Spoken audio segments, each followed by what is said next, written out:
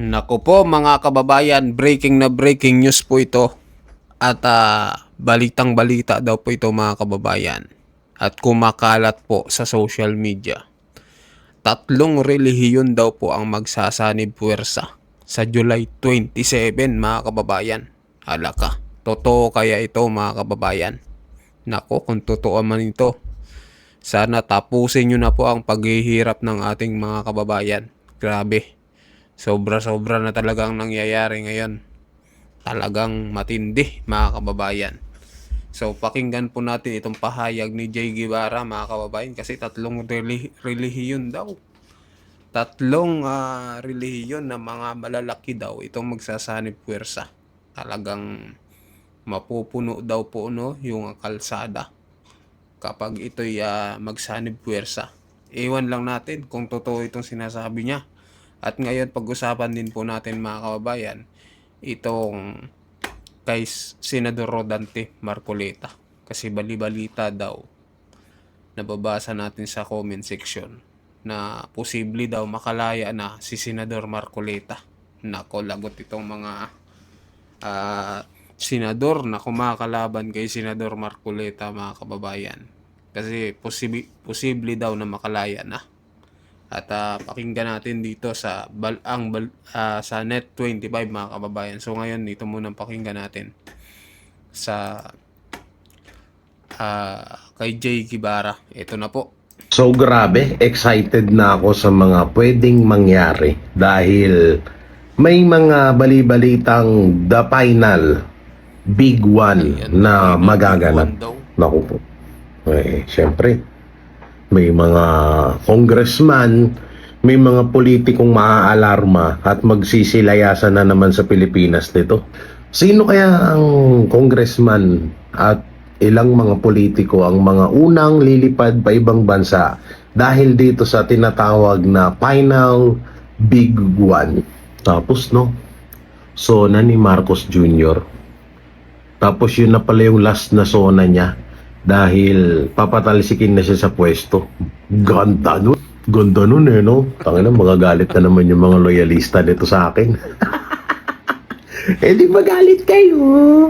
Wala namang problema na magalit kayo na magalit sa akin. Dahil nare-real talk ko kayo. Wala namang problema dun. At yung mga panginis nyo na mga mabababaw na ginagawa nyo sa akin ngayon, wala ring problema yon. Sige lang ng sige. Tapos ito pa malupit. Pinapalabas ng mga loyalistang tanga na bastos daw ang Iglesia ni Cristo dahil sasabayan daw yung sona ni Marcos Jr. sa kanilang anniversary. What? Iglesia pa ang naging bastos? Palagi nilang ginagawa yun Bakit? Ilang dekada na bang, bakit nauna pa ba si Marcos Jr. na maging presidente kaysa maitatag ang Iglesia ni Cristo? Ganun ba? Katarantaduhan naman itong mga to. Ay naku po, pag natapalan talaga ng pera yung isang tao, nawawala sa kondisyon, nagiging nagiging lugaw yung mga utak. Di ba nga dapat si Marcos Jr. pa ang sabihan na bastos kasi biruin mo sa bagay, wala naman talagang pakialam si Marcos Jr. sa Iglesia ni Cristo. Ilang beses nga ng panawagan. Unang panawagan na iglesia, huwag i-impeach si BP Sara. Pangalawa, yung transparency and accountability, di ba? Tapos yung impeachment kay BP Sara na huwag nang ituloy yan, huwag nang pag-aksayan ng panahon yan. Tapos yung huwag ipakulong yung mga politikong lumalaban sa korupsyon. So, binaliwala lahat ni Marcos yun. O ngayon, sino bastos? Diba? Si Marcos. So, magagalit ka na naman. Kukandet ka naman. Hoy, shoutout dun sa kalimutan ko shoutout to yung matandang lalaki na na walang ngipin. Alam mo sa totoo lang, ayoko talagang pumatol sa inyo. Lalo na yung matandang babae na palamura. Tapos yung lalaki ngayon, pati yung lalaking puti yung buhok na wala ring ngipin, tapos yung lalaking may isang ngipin lang din dito. Ayoko kayong patulang kasi mga lolo't lola ko na kayo Pero sa totoo lang, kayo ang realidad ng kasabihan na mga taong walang pinagkatandaan. Pera nga naman, no? Oo. Talagang para lang sa pera, magkakaganyan eh, no? So, mabalik nga tayo doon sa final big one, the big one. So, kung sakali mang mangyari to, sana naman ituloy-tuloy nyo na. No? At baka ito na rin yung sinasabi dati na tatlong relihiyon na magsasanib puwersa sa kauna-unahan sa kasaysayan ng Pilipinas, na magsasanib puwersa sila para kalabanan or para kalabanin ang korupsyon na nangyari sa Pilipinas. Kung ganyan man talaga, totoo man to, tuloy nyo na. Maawa na kayo sa mga kababayan natin, no? Tingnan nyo ngayon, tag-ulan na naman. Marami na namang mga kababayan natin na mawawalan mawawalan ng mga kabahayan, ng mga tawag dito, ng mga negosyo, ng mga pinagkakabuhayan. So maraming mga magsasaka na mahihirapan sa kanilang pamumuhay dahil dito sa baha, sa bagyo. So tapusin nyo na. Kung totoo man yung final big one na yan, at kung totoo man tong tatlong relihiyon na magsasanib puwersa, sana magkatotoo na. Sobrang, sa totoo ako, kahit papano, nakakakain ako kasi 3 beses isang araw. Diet ako ngayon, kaya one meal a day lang, ha. Hindi na pala ako kumakain ng 3 beses isang araw kasi diet nga no, nagkakaleeg na nga ni. Paano naman yung mga kababayan natin na, 'di ba? Na talagang ultimong isang pagkain sa isang araw hindi nila kayang gawin kasi nga sobrang hirap sila sa pamumuhay. So kung totoo man to, tong the final na to, final big one, push nyo na. Oo, at nananawagan na rin ako doon sa mga sa mga politikong tutol sa korupsyon. Kapag may nangyaring ganyan, samahan nyo na. Samahan nyo na nga yung mga kababayan natin para matapos na to. Hindi pa rin ba ako, sa totoo lang, pagod na ako. Ayoko na rin makipagtalo sa mga vlogger. Ayoko na rin kasi wala na kahit anong sabihin natin, wala na rin nangyayari. Talagang patuloy pa rin na magnanakaw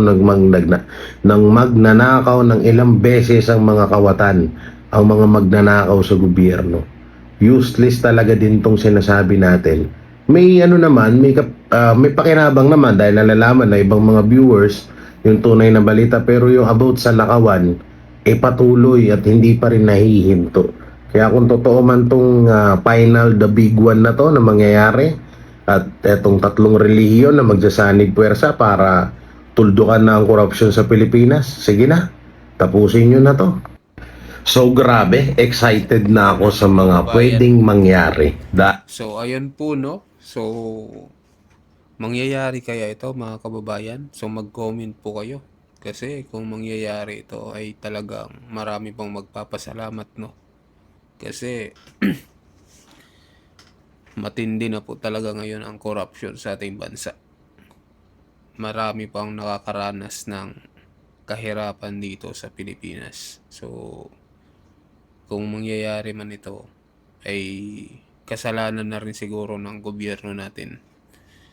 Kasi ilang beses na po nanawagan yung mga relihiyon na iba, na lalo na yung INC, na maging transparency at accountability sa kanilang panawagan, na maging patas nga at maimbestigahan yung dapat maimbestigahan, pero hindi po sila nakinig, mga kababayan. Kaya hindi natin alam kung mangyayari talaga ito. Abangan na lang natin sa mga susunod na araw. So mag-comment po kayo kung anong masasabi nyo dito, mga kababayan, sa pahayag po ni Jay Guevara. So ngayon naman pag-usapan po natin itong balita po sa Net25 na balita kay Senador Marcoleta na naghain nga daw ng not guilty plea, at marami daw pong nagsasabi na posible daw makalaya na si Senador Marcoleta. Nako po, mga kababayan. Matindi po ito. Ito na po. Senador Marcoleta, sapagkat kayo ng umaga, nakita kong nasa mga television siya. Aha. Oh, yan Dumating po. siya sa Sandigan Bayan. Ba, parang iba ang ngiti ng Senador Marcoleta. Ipakita mo nga ulit, direct, yung kanyang ngiti. Siya ay binasahan ng sakdal. Arraignment. Ayo, arraignment Ayan, po. Arraignment. Nakangiti na si Doon Senator sa, Marcoleta. kasama niya yung espiritu ito, no?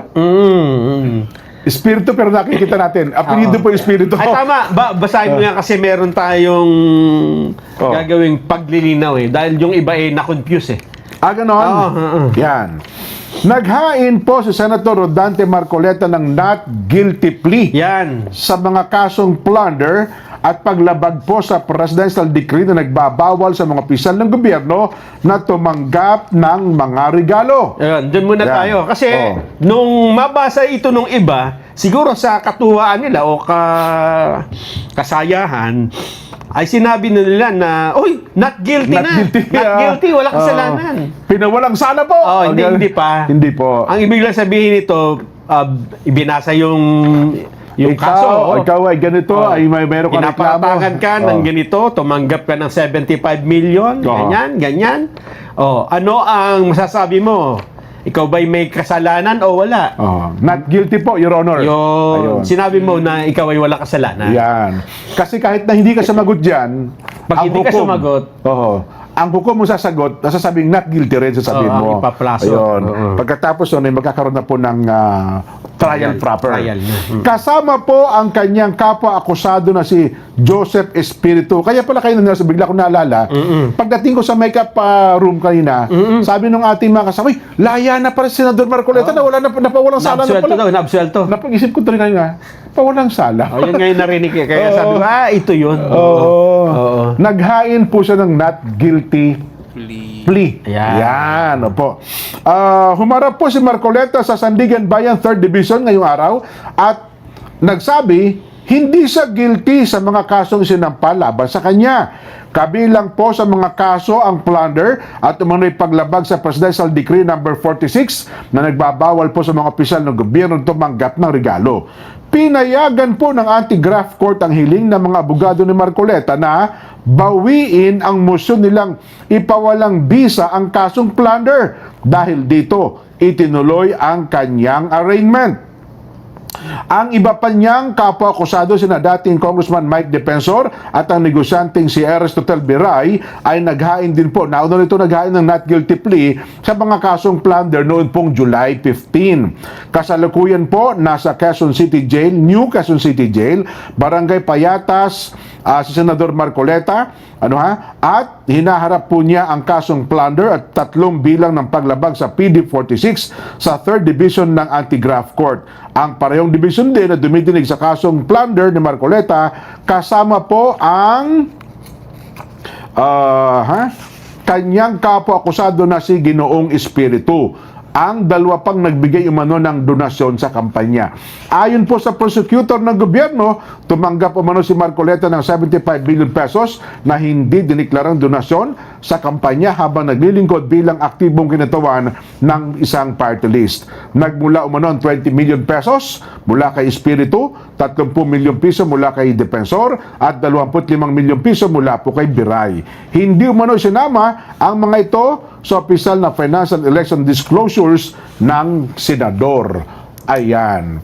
Kaya, pagkatapos po ng kanina, mga kabayan, hindi po pinalaya si senador. Ibinalik po siya doon sa New Quezon City Jail. Ayan. At, ewan ko lang, may schedule na ba na, ng hearing? Wala pa siguro. Pero kanina po, maganda yung ngiti ni Senador Marcoleta. Parang hindi sa kinakitaan ng kalungkutan. Marami sa mga pictures na nakangiti si Senador Marcoleta. So, ayun. Baka na at least nakapagpahinga sa araw-araw na pressure ng trabaho sa Senado. Pero nawala. Pero stressful din yun. So, nandun ka sa loob ng imagine mo yung ganyang sitwasyon, Kanya-kanya kasing pagtanggap Oo. Ayun po mga kababayan, no? So naghain pala ng not guilty plea mga kababayan. So sana po no makalaya na si Senador Marcoleta mga kababayan. Kailangan na kailangan siya ngayon ng bayan, lalo na ng Senado. At syempre talagang masakit sa maraming Pilipino, no, yung nangyari sa kanya. Talagang tinaniman ng kung ano-anong kaso itong si Senador Marcoleta mga kababayan. Talagang tinarget siya, no? Talagang anong bang tawag yan? Parang pinagtripan siya ngayon. Pero sabi nga ng karamihan ay umiikot ang roleta, hindi sa lahat ng oras na sa kanila. Kaya abangan po natin yung paglaya po ni Senador Marcoleta mga kababayan. So makakamit din natin ang hustisya. So mag-comment po kayo mga kababayan. At sa mga bagong pasok dyan, huwag nyo pong kalimutan mag-subscribe sa ating YouTube channel. Maraming salamat po.